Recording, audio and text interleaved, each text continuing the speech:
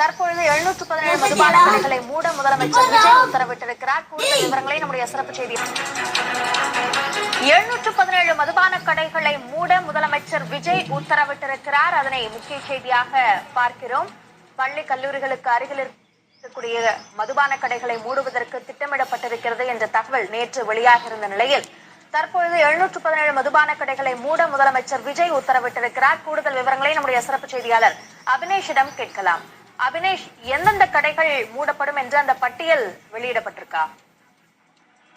அபிநயா, பொதுமக்களுடைய நலன் கருதி வழிபாட்டு தலங்கள், கல்வி நிறுவனங்கள் மற்றும் பேருந்து நிலையங்கள் அருகில் இருந்து 500 மீட்டர் வரை அமைந்துள்ள 717 மதுபான சில்லறை விற்பனை கடைகளை 2 வாரத்திற்குள் மூடுமாறு தமிழ்நாடு முதலமைச்சர் விஜய் உத்தரவிட்டிருக்கிறார். குறிப்பாக நேற்று முன்தினம் தமிழ்நாட்டில் புதிய முதலமைச்சராக அவர் பதவியேற்ற அதே நாளில் இதற்கான ஆய்வுக் கூட்டம் நடத்தி அன்றைய தினம் இதற்கான அறிவுரைகளை வழங்கக்கூடிய நிலையில தமிழ்நாடு மாநில வாணிப கழகத்தால் மொத்தம் தமிழ்நாட்டில் 4765 மதுபான சில்லறை விற்பனை கடைகள்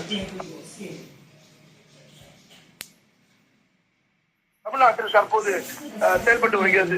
இதில் வழிபாட்டு தலங்கள், கல்வி நிறுவனங்கள் மற்றும் 500 மீட்டர் வரை அமைந்துள்ள கடைகளை ஆய்வு செய்து கண்டறியுமாறு தமிழ்நாடு முதலமைச்சர் விஜய் உத்தரவிட்டிருந்தார்.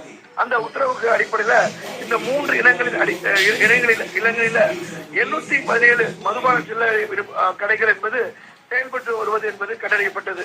பொதுமக்கள் நலனை கருத்தில் கொண்டு இந்த வழிபாட்டு தலங்கள் அருகில் உள்ள 276 கடைகள், கல்வி நிறுவனங்கள் அருகில் உள்ள 186 கடைகள் மற்றும் பேருந்து நிலையங்கள் அருகில் உள்ள 255 கடைகள் என மொத்தம் 717 மதுபான சில்லறை விற்பனை கடைகளை அடுத்த 2 வாரத்திற்குள் மூடுமாறு தமிழ்நாடு முதலமைச்சர் விஜய் உத்தரவிட்டிருக்கிறார். அபினேஷ், இப்போ 2 வாரங்கள்ல மூட உத்தரவிடப்பட்டிருக்கு. இப்ப அங்க இருக்கிற பணியாளர்கள் மாற்றம் செய்யப்படுவார்களா? அதே மாதிரி இப்போது 717 கடைகள் மூடுவதற்கு உத்தரவிடப்பட்டிருக்கிறது. இது மேலும் தொடருமா இந்த மூடல்? நிச்சயமாக தமிழ்நாட்டில் இந்த போதை பழக்கத்தை, போதை கலாச்சாரத்தை கட்டுக்குள் கொண்டு வர வேண்டும் அப்படிங்கிறது ஒரு பிரதான